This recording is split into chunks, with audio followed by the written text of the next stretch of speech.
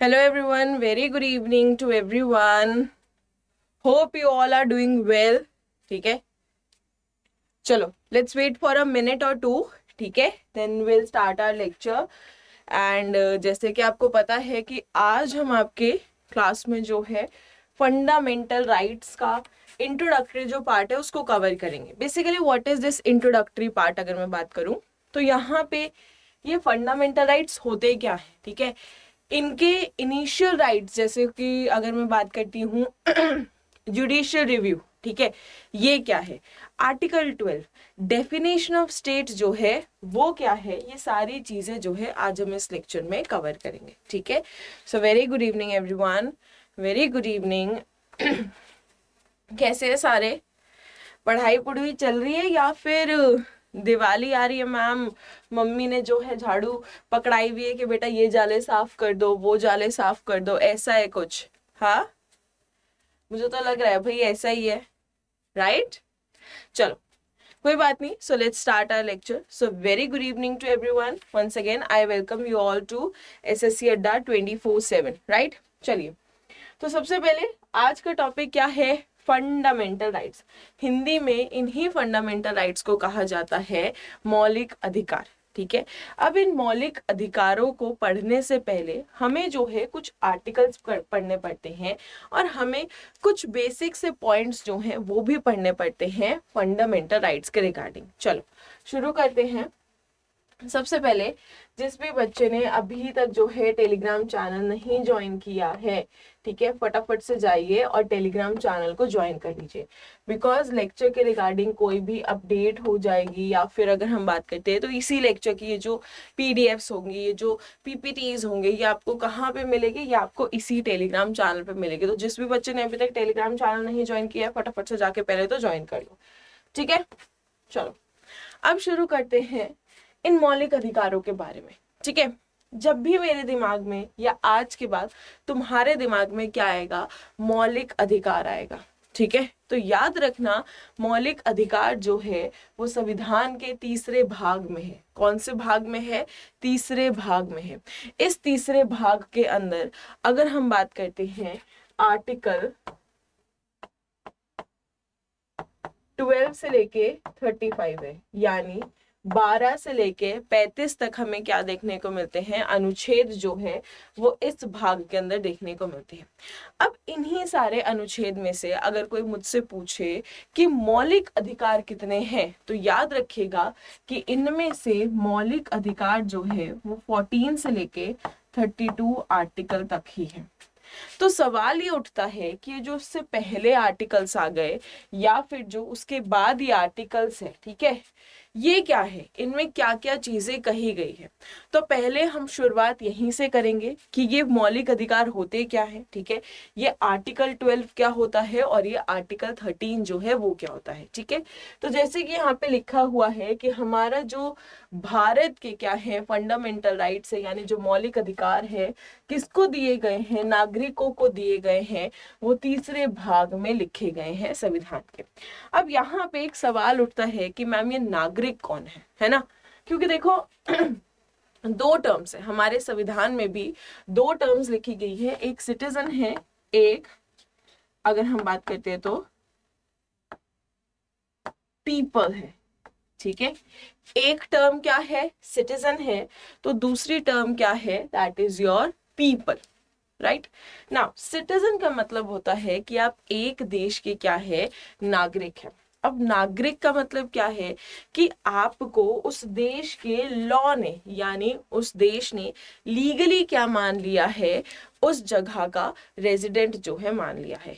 People का मतलब क्या होता है, मान लीजिए कि मैं जो हूँ कनाडा घूमने चली गई, ठीक है, मैं जो हूँ ऑस्ट्रेलिया घूमने चली गई, तो यहाँ पे कॉन्सेप्ट लगा कि यार ये एक इंसान जो भारत का रहने वाला है या भारत का निवासी है, ठीक है, ये निवासी जो है कहीं पे घूमने चला गया, तो उस पर्टिकुलर कंट्री के लिए मैं क्या हो जाऊंगी, एक पीपल में काउंट हो जाऊंगी.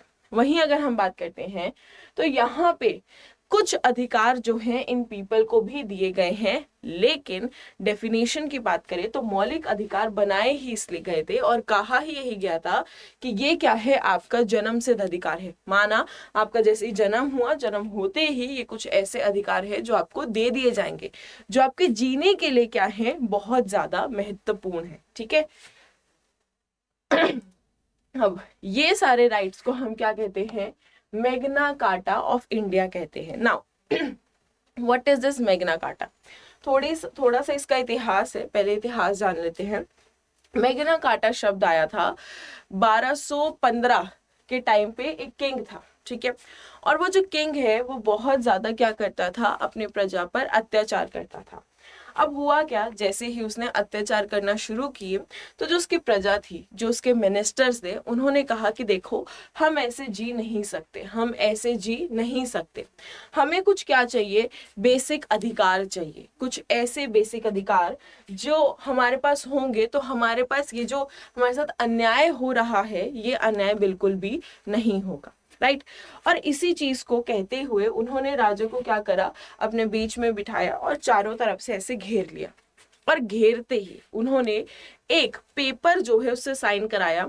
उस पेपर पे क्या है, कुछ आपके बेसिक राइट्स जो है लिखे गए थे। बेसिक राइट्स जैसे राइट टू इक्वालिटी, ठीक है, राइट टू फ्रीडम, ठीक है, ये सारे राइट्स लिखे हुए थे। नाउ जैसे ही उस पन्ने पे साइन कराया तो ये डिक्लेयर कर दिया गया कि ये कुछ ऐसे अधिकार होंगे जो हर एक व्यक्ति को दिए जाएंगे, बिकॉज ये जीने के लिए क्या है, नेसेसरी है। ठीक है, ये कुछ ऐसे अधिकार है जो जीने के लिए बहुत ज्यादा क्या है, नेसेसरी है, तो हमें और किसी भी व्यक्ति को क्या है, ये अधिकार दिए ही जाएंगे। ठीक है, तो ये बात यहाँ पे कही गई और वहीं से ये टर्म आई मैग्ना कार्टा। मैग्ना कार्टा कुछ ऐसे अधिकार है, ठीक है, जिनकी जरूरत हर एक व्यक्ति को होती है और इनको एकदम से बदला भी नहीं जा सकता, यानी जो बेस आपके राइट्स है उनको हम बदल नहीं सकते। फॉर एन एग्जाम्पल, जो राइट टू प्रॉपर्टी है, ठीक है, तो राइट टू प्रॉपर्टी जब वायलेशन की तरफ जा रही थी तब उसे बदला गया, लेकिन जब तक वो वायलेशन की तरफ नहीं जा रही थी, क्या उसमें कोई बदलाव लाया गया? नहीं।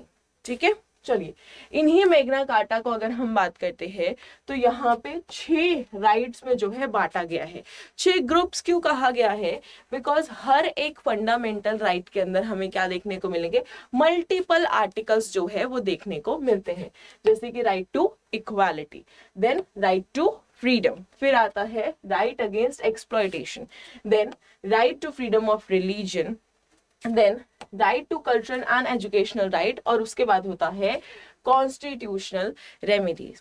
अब ये सारे ही मौलिक अधिकार, ये कह देना कि मैं तुम्हें जो है एक क्लास के अंदर पढ़ा दूंगी, वो थोड़ा सा तुम सबके लिए क्या हो जाएगी, नाइंसाफी हो जाएगी ना, कि मैम इतने सारे अधिकार है और इसमें कितने सारे अनुच्छेद भी है, हम जो है कैसे पढ़ेंगे?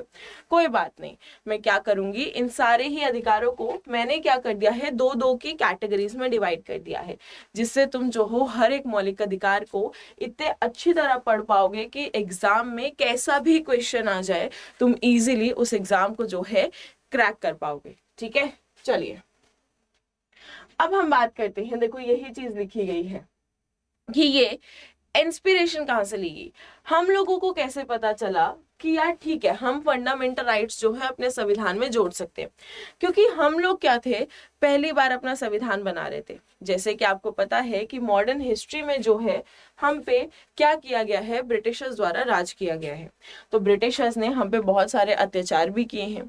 हाँ, उन अत्याचारों को देखकर हमें ये तो समझ आ गया था कि हमें कुछ ऐसे अधिकार चाहिए जिससे हम अपने आप को इन अत्याचारों से बचा सके।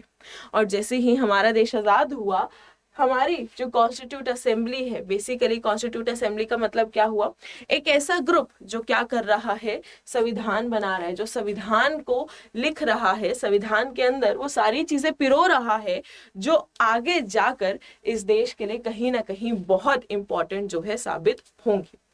जब हम इसी बात में आगे बढ़ते हैं तो कॉन्स्टिट्यूट असेंबली भी क्या कर रही थी, इन राइट्स के लिए एक सही सोर्स ढूंढ रही थी कि भाई हम जो है किस सोर्स से इंस्पिरेशन ले और भाई ये संविधान जो है वो बना पाए। ठीक है, और संविधान के अंदर ये मौलिक अधिकार जोड़ पाए।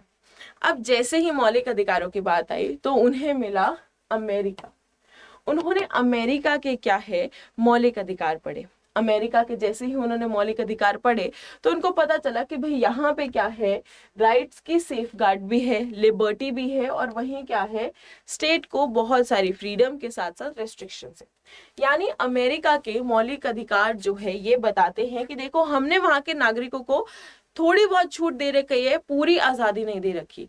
बिकॉज पता है दो टर्म्स होती है हमारे प्रियम्बल में भी, दो टर्म्स आती हैं। पहली आपकी टर्म आती है दैट इज लिबर्टी, ठीक है, दूसरी आपकी टर्म आती है दैट इज फ्रीडम।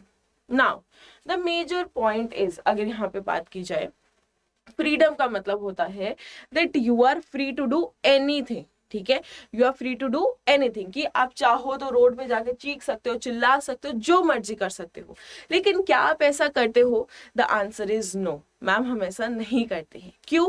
क्योंकि आपको पता है कि अगर आपने ऐसे ही रोड पे जाकर चीखा चिल्लाया तो कहीं ना कहीं आपको अरेस्ट कर लिया जाएगा और आपको जेल में डाल दिया जाएगा। होगा ना ऐसा? बस इसी को लिबर्टी कहते हैं कि माना तुम्हें छूट दी गई है, माना तुम्हें राइट टू फ्रीडम दिए गए हैं, लेकिन तुम्हारे ऊपर हिडन रिस्ट्रिक्शंस जो है वो भी लगाए गए हैं। यही बातें जो है यहाँ पे देखी गई और इनसे जो है इन मौलिक अधिकारों का क्या है इंस्पिरेशन लिया गया और मौलिक अधिकारों को जो है हमारे संविधान में जोड़ा गया। आगे चलते हैं तो ये क्या है, बेसिकली नींव रखी गई है।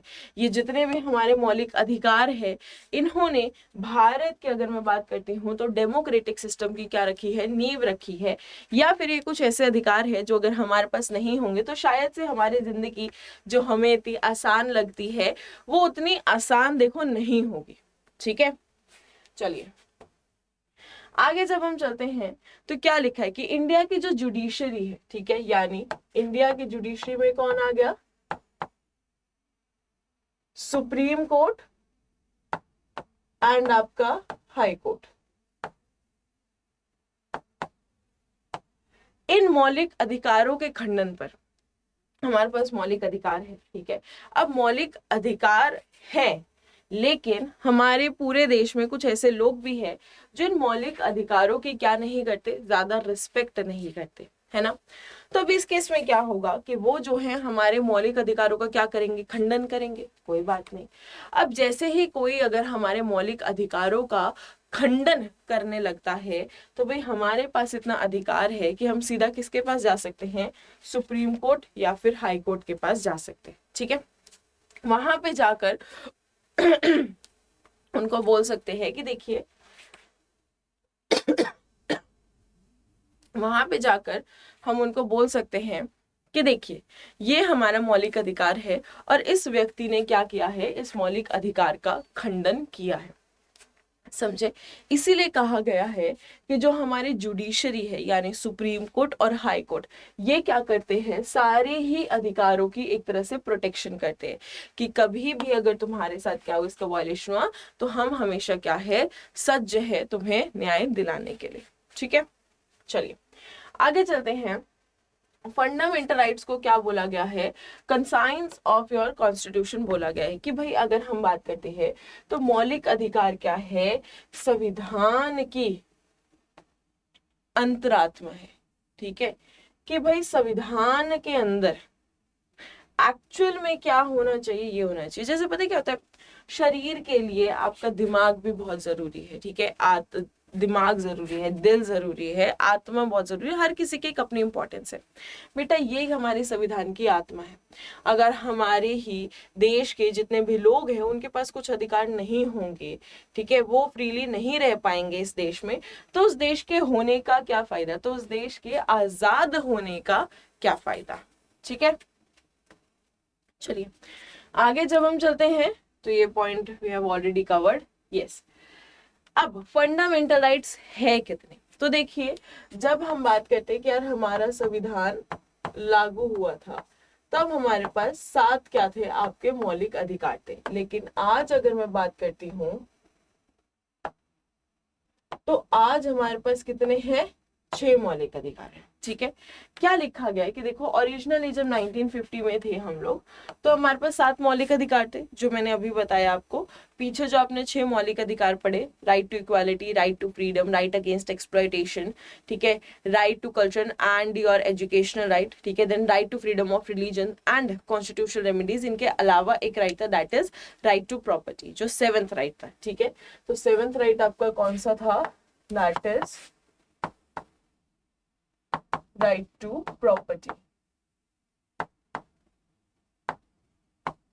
ठीक है, नाउ ये 7th राइट था। अब यहाँ पे कुछ चीजें जो आपको ध्यान देनी है कि इस 7th राइट को क्या कर दिया गया, आपके 44th कॉन्स्टिट्यूशनल अमेंडमेंट एक्ट के तहत जो है हटा दिया गया। याद रखिएगा ये क्या है, 44th यानी 44th संविधानिक जो आपका संशोधन हुआ था, उस संशोधन के अंतर्गत जो है इसको हटा दिया गया।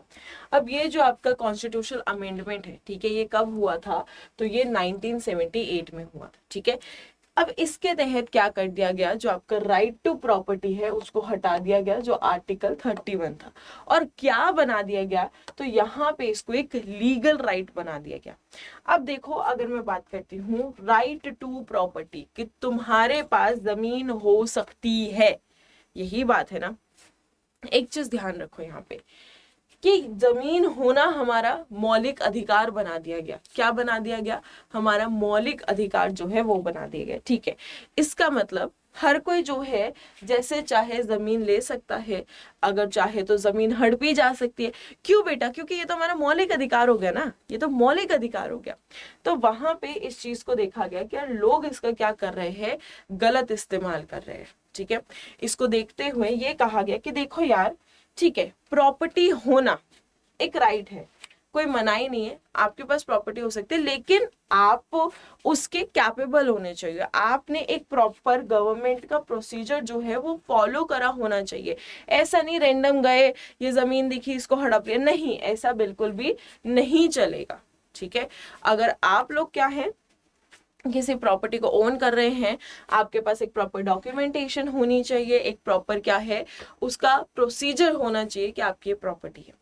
अब जब प्रोसीजर आ गया, इसमें गवर्नमेंट आ गई, लीगैलिटी आ गई, तो ये कहा गया कि भाई ये क्या है, अब एक लीगल राइट है, क्योंकि लीगल तरीके से आप क्या ले रहे हैं, एक प्रॉपर्टी को ले रहे हैं। और यही चीज कहते हुए इसको आर्टिकल 300A में जो है ऐड कर दिया गया, जो कहाँ पे है, आपके 12वें भाग में है। जो संविधान के कौन से भाग में है, तो संविधान के जो है 12वें भाग में हमें देखने को मिलते हैं। ठीक है, चलिए आगे चलते हैं। और इसी के बाद से 44th कॉन्स्टिट्यूशनल अमेंडमेंट एक्ट के बाद से ही हमारे पास बेसिकली क्या आ गए, आपके यहाँ पर 6 फंडामेंटल राइट आ गए। अब यहाँ से हम शुरू करते हैं अपनी जर्नी, किस चीज की, आर्टिकल्स की। सबसे पहले आता है आर्टिकल 12। आर्टिकल 12 बहुत आसान है। आर्टिकल 12 कहता है कि मैं जो हूं राज्य की परिभाषा बताने आया हूं। ठीक है, 12 बार बार आता है और बोलता है कि मैं जो हूं बार बार राज्य की परिभाषा बताने आता हूं।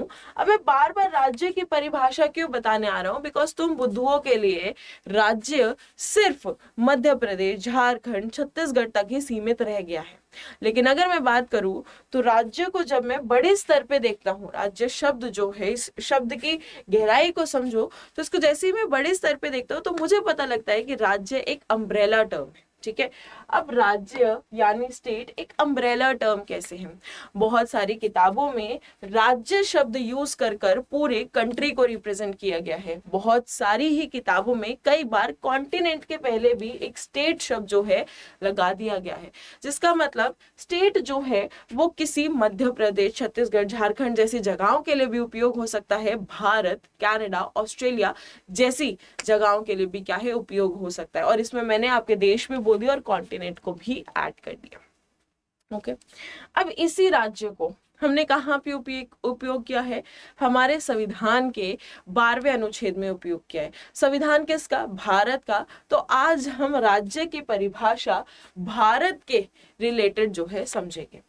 अब राज्य ये होता है कि देखो, चाहे आपकी कोई भी सरकार हो जाए, क्या हो जाए, कोई भी सरकार हो जाए, सरकार भी भारत में दो प्रकार की है। एक है आपकी सेंट्रल गवर्नमेंट जिसको हम कहते हैं केंद्र सरकार, और दूसरी क्या है आपकी स्टेट गवर्नमेंट जिसको हम कहते हैं आपका राज्य सरकार।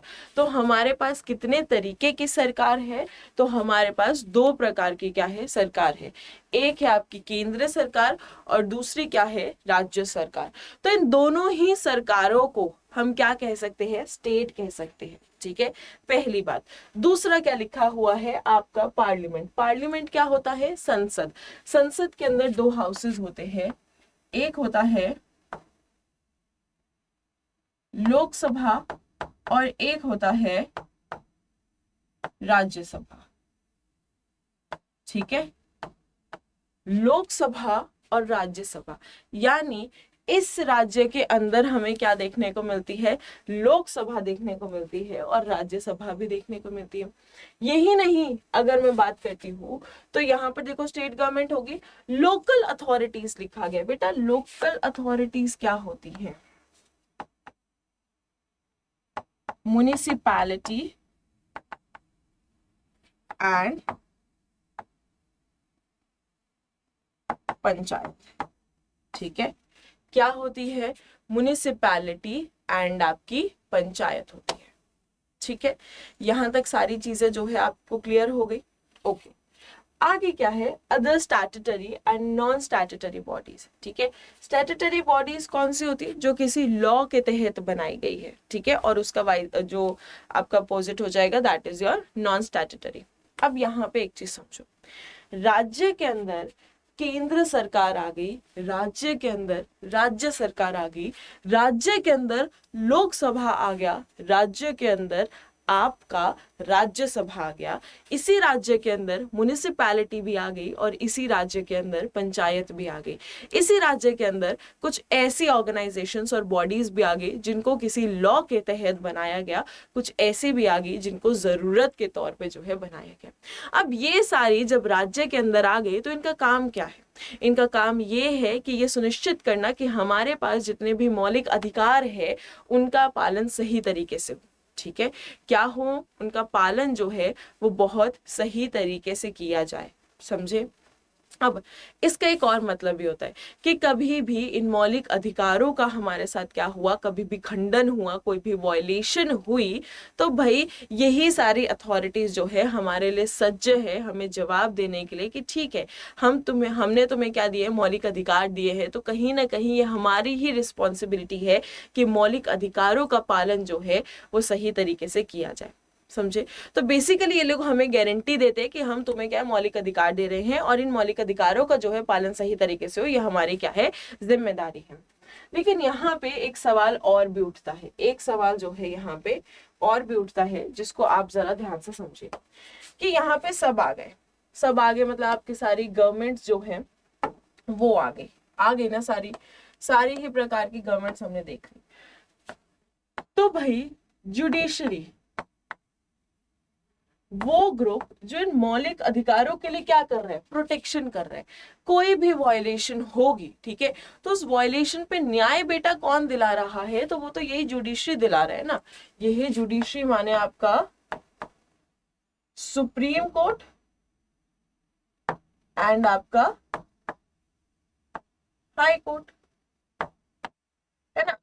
क्या ये लोग राज्य के हिस्सा नहीं है? बिल्कुल है, ये लोग भी आपके राज्य का हिस्सा है। सुप्रीम कोर्ट, हाई कोर्ट भी राज्य का हिस्सा है, लेकिन ये लोग राज्य के तभी तक हिस्से हैं जब तक ये क्या कर रहे हो? कोई काम कर रहे हो जिससे क्या मिल रहा हो? न्याय जो है वो मिल रहा हो। जैसे ही सुप्रीम कोर्ट, हाई कोर्ट कोई भी एडमिनिस्ट्रेशन वर्क, अब ये एडमिनिस्ट्रेटिव वर्क क्या होता है?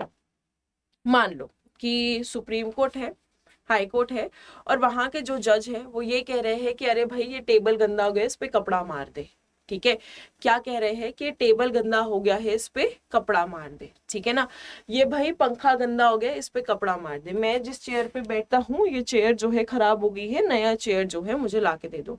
तो यहाँ पे क्या, ये एडमिनिस्ट्रेटिव वर्क कर रहे हैं। इन चीजों में ये न्याय नहीं दे रहे हैं, ठीक है, इन चीजों में क्या है, ये न्याय नहीं दे रहे हैं, ये बस काम कर रहे हैं। जैसे कि सुप्रीम कोर्ट, हाई कोर्ट का जो पार्क होता है, वो जो लॉन होता है, वहां पे पेड़ों की कटिंग ढंग से नहीं हुई, घास बड़ी होगी, तो इन्होंने बस ये ऑर्डर दे दिया कि यार ये ना घास कटवा दो, ठीक है, यहाँ के जो पेड़ पौधे हैं वो बड़े हो गए हैं, तो इन पे जरा थोड़ा सा क्या है, ध्यान देना आप शुरू करो, ठीक है, क्या करो, इन पे ध्यान देना जो है शुरू करो। तो यहाँ पे क्या वो किसी को न्याय दे रहे हैं? तो नहीं बेटा, यहाँ पे वो किसी को कोई भी न्याय जो है नहीं दे रहे हैं। तो ये सारी चीजें किस में आ जाती है, आपकी एडमिनिस्ट्रेटिव वर्क में आ जाती है, ठीक है। तो जब जब हमारा सुप्रीम कोर्ट, हाई कोर्ट या फिर जुडिशरी क्या कर रहा होगा, एडमिनिस्ट्रेटिव वर्क कर रहा होगा, तब तक वो एक स्टेट नहीं है, तब तक वो एक स्टेट नहीं है। लेकिन हाँ, अगर मैं बात कहूं कि जब जब वो न्याय दे रहा होगा, जब जब वो कोई ऐसा काम कर रहा होगा जिसमें न्याय आता है या कोई मेजर डिसीजन आता है अबाउट एनी लॉ, तो बेटा तब वो क्या होगा, एक स्टेट का हिस्सा होगा। इन चीजों को आप यहाँ पे याद रखेंगे, ठीक है। चलिए, एक यहाँ पे एग्जाम्पल भी है कि देखो, जो आपकी राजस्थान इलेक्ट्रिसिटी बोर्ड था वर्सेस मोहनलाल 1967, ठीक है। तो सुप्रीम कोर्ट ने ये कहा कि एक स्टैट्यूटरी बॉडी है और ये एक स्टेट के अंदर आती है, ठीक है, यानी ये जो है कोई रूल्स रेगुलेशन बना सकती है और ये हाँ सुनिश्चित भी कर सकती है कि हमारे पास जो मौलिक अधिकार है उनका उपयोग जो है वो सही तरीके से हो रहा हो, समझे। चलिए, अगला आता है article 13। Article 13 is my favourite article. अब आप कहोगे कि मैम इस आर्टिकल 13 में ऐसा क्या है, आप हमें भी बताइए, ये आपका इतना फेवरेट क्यों है। तो जरा सुनते हैं। आर्टिकल 13 आता है जुडिशियल रिव्यू। आर्टिकल 13 क्या है, जुडिशियल रिव्यू। सबसे पहले ये जुडिशियल रिव्यू शब्द जो है, ठीक है, ये आपको कहाँ पे देखने को मिलेगा, सुप्रीम कोर्ट की जो पावर्स है उसमें देखने को मिलेगा। यानी इसका मेंशन, जुडिशियल रिव्यू का मेंशन जो है वो दो जगहों पर हुआ है। पहली जगह कौन सी है, आपकी जो तीसरा भाग है संविधान का, जहाँ पे हम मौलिक अधिकारों के बारे में पढ़ते हैं। और दूसरा कहाँ पे इसका मेंशन हुआ है, तो दूसरा हुआ है सुप्रीम कोर्ट की जो पावर्स होती हैं वहां पर, ठीक है। चलिए, अब यहाँ पे समझो, ये कहा गया है कि देखो हमारे जो कोर्ट्स है, कोर्ट माने सुप्रीम कोर्ट ही लेना, यहाँ पे सुप्रीम कोर्ट की पावर बताई अभी मैंने, तो सुप्रीम कोर्ट ही लेना, ठीक है। ऑल्दो ये आपके हाई कोर्ट में भी आते हैं, बट अभी सुप्रीम कोर्ट। तो आर्टिकल 13 कहता है कि देखो अभी हमारे पास क्या है, मौलिक अधिकार है, ठीक है। हमारे पास कितने मौलिक अधिकार है, तो भाई आप कहोगे कि मैम हमारे पास आपके कितने मौलिक अधिकार है, तो हमारे पास 6 मौलिक अधिकार है। कितने मौलिक अधिकार है, 6 जो है मौलिक अधिकार। अगर इन 6 मौलिक अधिकारों का क्या हो जाए, खंडन होने लग जाए, ठीक है। अब खंडन कैसे होगा, सोचो, आज के समय पर हमारे पास जितने भी रूल्स हैं, हमारे पास जितने भी रेगुलेशंस हैं, हमारे पास जितने भी पॉलिसीज है, जितने भी लॉज है, वो सारे इन मौलिक अधिकारों के साथ है। यानी पुराने जो लॉज हो गए, रूल्स हो गए, रेगुलेशंस हो गए, इनके साथ जो है मौलिक अधिकारों का खंडन नहीं हो रहा है। यानी इन फ्यूचर कोई भी क्या आता है, न्यू लॉ आता है, ठीक है, या फिर न्यू पॉलिसी आती है, ठीक है, या कोई भी न्यू रूल रेगुलेशन कुछ भी आता है, जिसके आने से हमारे मौलिक अधिकार का क्या हुआ है, खंडन हुआ है। क्या हुआ है, खंडन हुआ है। तो उस पर्टिकुलर लॉ को, उस पर्टिकुलर पॉलिसी को यहाँ पे क्या डिक्लेयर कर दिया जाएगा, नल एंड वॉइड डिक्लेयर कर दिया जाएगा। बेटा what is null and void, कि उसको जो है खारिज कर दिया जाएगा, ठीक है। क्या डिक्लेयर कर दिया जाएगा, नल और वॉइड, है ना, यानी उसको खारिज जो है कर दिया जाएगा। अब यहाँ पे सीधा खारिज क्यों कर दिया जाएगा, अरे भैया ये जो नया लॉ है इसने एग्जिस्टिंग हमारे जो क्या है फंडामेंटल राइट्स है, इनका खंडन किया है, इनका वायलेशन किया है। तो इस नए लॉ को, इस नई पॉलिसी का होना जो है वो बिल्कुल सही नहीं है, क्योंकि आते ही जब इसने मौलिक अधिकारों का खंडन करना शुरू कर दिया तो क्या पता इन फ्यूचर जो है ये बुरी तरह उन मौलिक अधिकारों को क्या कर सकता है, डिसरिस्पेक्ट कर सकता है। और वो तो एक मैग्ना कार्टा है, उनकी एक अलग रिस्पेक्ट है, समझे। तो इसको कहते हैं आर्टिकल 13। आर्टिकल 13 में भी कुछ क्लॉजेस दिए गए हैं। देखो, पहला आता है प्री कॉन्स्टिट्यूशनल लॉ, जिसको हम क्लॉज 1 कहते हैं। क्या कहा गया है, any law made before constitution, यानी कोई भी आपका क्या है कानून जो है वो 26 जनवरी 1950 से पहले मिला है, ठीक है, वो क्या हो जाएगा, वॉइड कंसीडर किया जाएगा। लिखा हुआ है देखो, संविधान लागू होने से पहले बने हुए जो भी कानून है, यदि मौलिक अधिकारों के क्या है विपरीत है तो उनको अमान्य क्या कर दिया जाएगा, घोषित कर दिया जाएगा। कि भाई कोई भी ऐसा लॉ जो 26 जनवरी 1950 से पहले है और वो कह रहा है कि भाई मैं मौलिक अधिकारों का खंडन कर रहा हूँ, ठीक है, मैं किसी भी कोई भी मौलिक अधिकार क्या है उसको सपोर्ट नहीं कर रहा है, वो खंडन कर रहा है, तो बेटा उसको इनकंसिस्टेंट जो है यहाँ पे डिक्लेयर कर दिया जाएगा। वही what is clause 2, that is post constitutional law, यानी सीधा सीधा कि अगर हम बात करते हैं कोई भी न्यू लॉ आया जिसने फंडामेंटल राइट्स का क्या किया, वायलेशन किया, तो उसको भी क्या डिक्लेयर कर दिया जाएगा, इनवैलिड डिक्लेयर कर दिया जाएगा, यानी नल एंड वॉइड जो है घोषित कर दिया जाएगा। कि देखिए ये जो नया अधिकार आया है इससे क्या हो रहा है भाई, हमारे जो मौलिक अधिकार है उनका खंडन हो रहा है, तो उसको क्या कर दीजिए आप, नल एंड वॉइड जो है डिक्लेयर कर दीजिए। अगला क्या है, मीनिंग, लॉ का मीनिंग, यानी थर्ड लॉ। तो लॉ का मतलब है कि ये जो कानून शब्द है, ठीक है, ये क्या हो सकता है, कोई भी आपका आदेश हो सकता है, ठीक है, कोई भी नियम हो सकता है, कोई भी क्या है विनियम हो सकता है, यानी ये ऑर्डिनेंस हो सकते हैं, ऑर्डर्स, रूल, रेगुलेशंस हो सकते हैं, कस्टम्स हो सकते हैं, ठीक है। तो लॉ जो है अगेन एक बहुत बड़ी टर्म है जिसके अंदर आपका क्या आ गया, ठीक है, जो भी ऑर्डिनेंस हो गए यानी आपके आदेश जो होते वो हो गए, ठीक है, नियम हो गए, ठीक है, आपके रेगुलेशंस विनियम्स हो गए, ठीक है, एंड कस्टम्स हो गए, तो ये सारी चीजें लॉ के अंदर आती है। वहीं अगर हम बात करते हैं व्हाट इज योर क्लॉज 4 और 24th कॉन्स्टिट्यूशनल अमेंडमेंट एक्ट, तो ये कहा गया कि देखिए जो कॉन्स्टिट्यूशनल अमेंडमेंट्स होते हैं they are not law, they are not law, because आज तक कितने सारे बदलाव हुए। बेटा अमेंडमेंट्स क्या होता है, पहले तो यही समझ लो, तुम लोग आधे बच्चों तो यही कंफ्यूज रहोगे कि संवैधानिक संशोधन होता क्या है। तो कॉन्स्टिट्यूशनल अमेंडमेंट्स का मतलब है किसी तरीके का चेंज। जैसे कि अगर मैं बात करती हूँ, तुम लोग अभी बड़े हो चुके हो, ठीक है, तुम्हारी एक सर्टेन एज आ चुकी है, लेकिन कभी तुम बच्चे भी तो रहे होगे, और जब तुम बच्चे रहे होगे तब तुम्हारी हरकतें अलग होंगी, आज के समय पे हरकतें अलग होंगी। तो इसका मतलब क्या हुआ कि समय के साथ जो है तुम्हारे अंदर क्या आया, बहुत ज्यादा बदलाव आया है, ठीक है, समय के साथ क्या है तुम्हारे अंदर बदलाव आया है। उसी तरीके से बेटा हमारा जो संविधान है वो 1950 में जो है लागू हुआ था। 1950 के समय में और आज के समय में जमीन आसमान का क्या है, बदलाव आ चुका है, ठीक है। अब इसी बदलाव को देखते हुए हमें हमारे संविधान के अंदर बहुत सारे चेंजेस करने की भी क्या है, जरूरत है ना, बहुत सारे क्या है चेंजेस तो करने पड़ेंगे भाई, बदलाव हो रहा है, टाइम बदल रहा है, ठीक है। तो जब यही सारे बदलावों के कारण कोई भी चीज हमारे संविधान के अंदर जोड़ी जाती है या फिर हमारे संविधान से क्या है निकाली जाती है, तो बेटा उसको हम क्या कहते हैं, अमेंडमेंट कहते हैं, उसको हम क्या कहते हैं, अमेंडमेंट कहते हैं। एंड 24th जो आपका अमेंडमेंट हुआ उसके अंदर ये कहा गया कि कोई भी बदलाव जो संविधान में किया जा रहा है जरूरत के कारण, उसको हम कानून नहीं समझेंगे। और ये चीज कहाँ पे लिखी गई है, 13वें अनुच्छेद में लिखी गई है, ठीक है। अब इसी बेसिस पे हमने क्या है कुछ क्वेश्चन यहाँ पे डिस्कस करने हैं। देखो एक चीज याद रखना, आर्टिकल 13 और आर्टिकल 12 जो है वो आपके लिए बहुत ज्यादा जरूरी है, ठीक है। जरूरी क्यों हो जाते हैं बेटा, अगर आप यही नहीं समझ पा रहे हो कि कौन कौन सी अथॉरिटीज जो है वो हमें क्या दे रही हैं, फंडामेंटल राइट्स की गारंटी दे रही है, कौन कौन सी अथॉरिटी जो फंडामेंटल राइट्स के टाइम पे हमें न्याय भी दे रही है और उसको गार्ड भी कर रही है, तो कहीं ना कहीं बहुत क्वेश्चंस गलत हो सकते हैं, बिकॉज इसी का बेस लेके क्वेश्चन बनते हैं।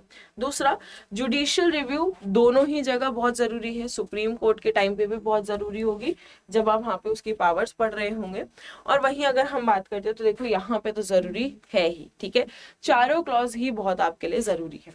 अब इसके साथ जो है आपके पहले क्वेश्चन को शुरुआत करते हैं। क्या लिखा है, which part of the Indian constitution deals with the fundamental rights, की अगर हम बात करते हैं तो भारतीय संविधान का कौन सा भाग है जो मौलिक अधिकारों के संबंधित है। क्या वो दूसरा भाग है, तीसरा भाग है, फोर्थ भाग है, फोर्थ ए भाग, यानी पार्ट 3 है, पार्ट 2 है, पार्ट 4 है, या पार्ट 4 है। क्विकली मुझे आंसर दीजिए कि इसका सही आंसर क्या होगा, बताओ जल्दी।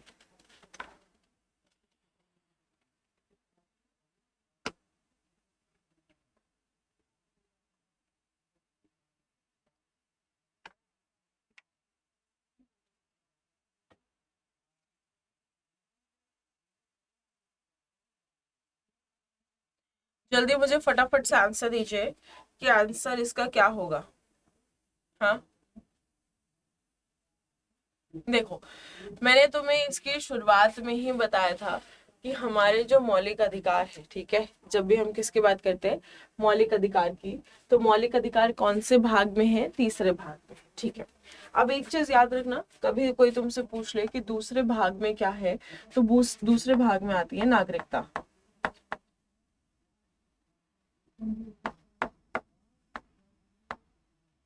ठीक है। चौथे भाग में क्या आती है, डीपीएसपी, यानी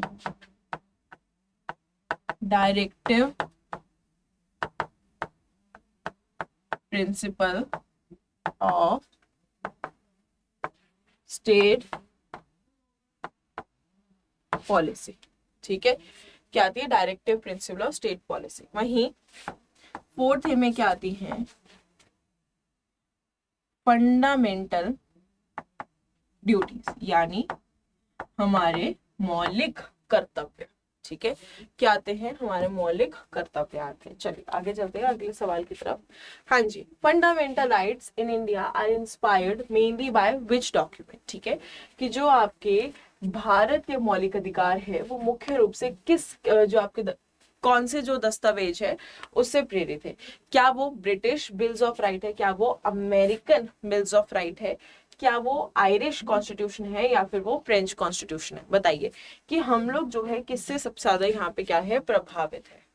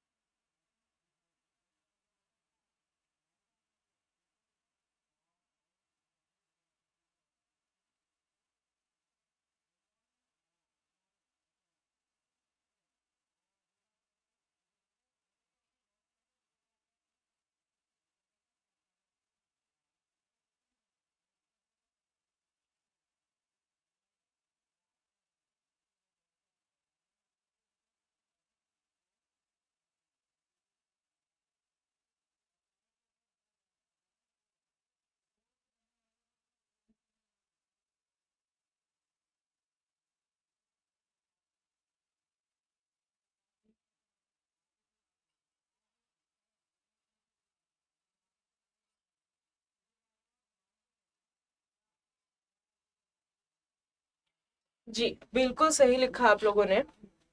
मैम हमने जो है हमारे मौलिक अधिकार, उनकी इंस्पिरेशन कहाँ से ली है, अमेरिकन बिल ऑफ राइट्स से ली है।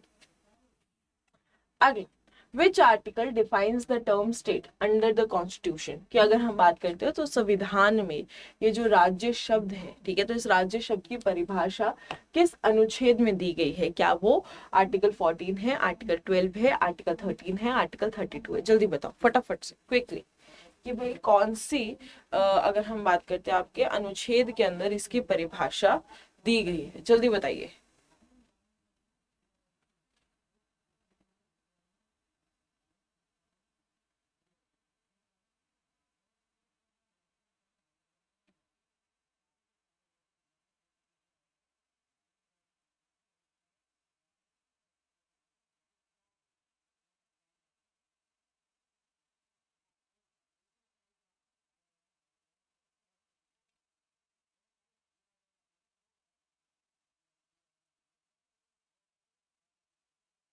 जी बिल्कुल सही कहा कि मैम जो राज्य की परिभाषा है वो हमें 12वें अनुच्छेद में दी गई है, क्योंकि 13th में क्या है,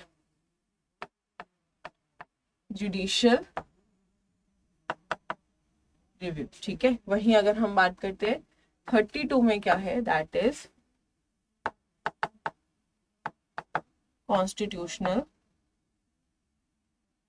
रेमेडीज। ठीक है, और अब अगर आर्टिकल 14 की बात करेंगे तो ये किस में आता है, राइट टू इक्वालिटी।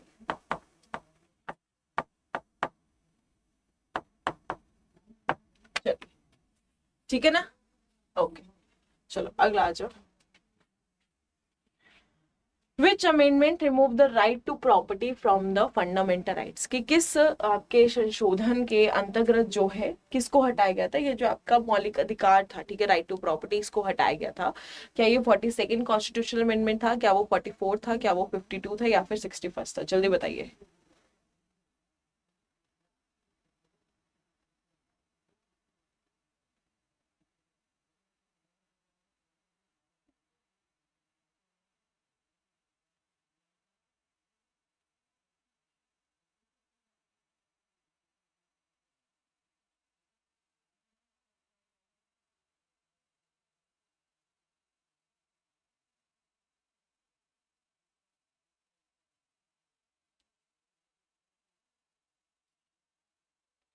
बिल्कुल सही कहा कि 44th कॉन्स्टिट्यूशनल अमेंडमेंट एक्ट के तहत इसको हटाया गया था इन 1978। अगला, fundamental rights are called conscience of the constitution because, क्यों इनको कहा गया है ये, they form the moral basis of the government, ठीक है, they give power to the parliament, they restrict the judiciary, या फिर they help the economic planning, जल्दी बताइए।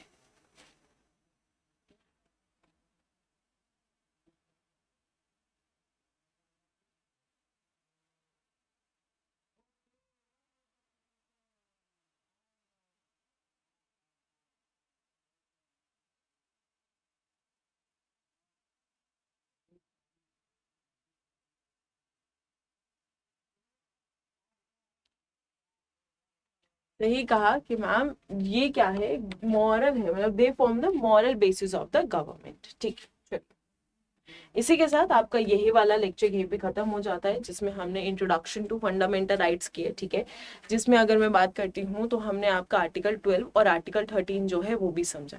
लेकिन इसी के साथ मेरे पास आप लोगों के लिए क्या है, एक बहुत बहुत बहुत बड़ा सरप्राइज है। देखो ऑलरेडी दिवाली चल रही है, ठीक है, तो दिवाली के रिगार्डिंग हम लोग आपके लिए ऑलरेडी बहुत सारे क्या है गिफ्ट्स लेके आए हैं, ऑलरेडी बहुत सारे सरप्राइजेस जो है वो भी लेके आए हैं। लेकिन उसके साथ अगर किसी भी बच्चे को जो है क्या चाहिए, एडवांस गाइडेंस चाहिए, ठीक है। एडवांस गाइडेंस क्या होता है, देखिए ठीक है, आप YouTube पे मुझसे पढ़ रहे हैं, YouTube पे हम लोग बहुत अच्छी तरह पढ़ रहे हैं, लेकिन फिर भी आप चाहते हो कि मैम हम जो है और एडवांस गाइडेंस ले पाए, क्योंकि हमारे पास इतना पैसा है। देखो एक चीज याद रखना कि कोई भी ऐसा बच्चा, ठीक है, जो ये कह रहा है कि मैम हम जो है अभी एडवांस गाइडेंस नहीं ले सकते, आप यूट्यूब पे हमें ऐसा पढ़ा दो कि एग्जाम जो है क्लियर हो जाए, तो बेटा उसके लिए क्या कर लेना, फटाफट से चैनल को जो है सब्सक्राइब कर लेना, ठीक है, और लाइक करना सेशन को मत भूलना। वहीं जो कह रहे कि मैम हम एडवांस जो है आपसे गाइडेंस ले सकते हैं, बेटा उनके लिए यहाँ पे क्या है, EMRS के बैचेस लगे हुए हैं। इसके साथ साथ अगर मैं बात करती हूँ तो मैंने आपको पहले भी कहा था कि बम्पर जो आपके लिए क्या हो सकता है, एक चांस हो सकता है जिसमें आप अच्छे से पढ़ाई कर सकते हो, चाहे फिर वो जीके की हो, रीजनिंग हो, इंग्लिश हो, ठीक है, ये सारे सब्जेक्ट्स जो है आप एक ही जगह पढ़ सकते हो, कहाँ पे, इन बुक्स पे। और मैंने ये भी कहा था कि देखो यार तुम लोग मुझे दीदी कहते हो, ठीक है, और दीदी कहने के नाते मेरी बहुत रिस्पॉन्सिबिलिटी बनती है कि ये जो प्राइस है इसको और थोड़ा कम कर दिया जाए, और तुम जो हो इसको और भी ज्यादा बेटर प्राइस पे क्या कर लो, अवेल कर लो। क्यों, क्योंकि एक तो तुम मुझे दीदी बोलते हो, ऊपर से भाई दिवाली चल रही है ना, तो क्या कूपन लगाओगे, Y1018। जैसे ही आप ये कूपन लगा दोगे, ये बुक जो है आपको और भी अच्छे प्राइस में यहाँ पे मिल जाएगी, ठीक है। तो भाई दीदी बोलते हो ना, तो दीदी के कहने पे फटाफट से ये बुक भी जाके ले लेना, बिकॉज इससे बढ़िया बुक जो है तुम्हें कहीं नहीं मिलेगी। कोड क्या है, Y1018, ठीक है। और इसी के साथ जो है इस सेशन को आज यहीं पे एंड करते हैं। So thank you everyone, have a really nice day, do take care of yourself, अच्छी तरह खाओ पियो, दिवाली को एंजॉय करो, ठीक है। एंड यार पढ़ाई मत भूल जाना, माना दिवाली है साल भर का त्योहार है, लेकिन पढ़ाई इज ऑल्सो इम्पॉर्टेंट, ठीक है। सो thank you everyone, have a really nice day.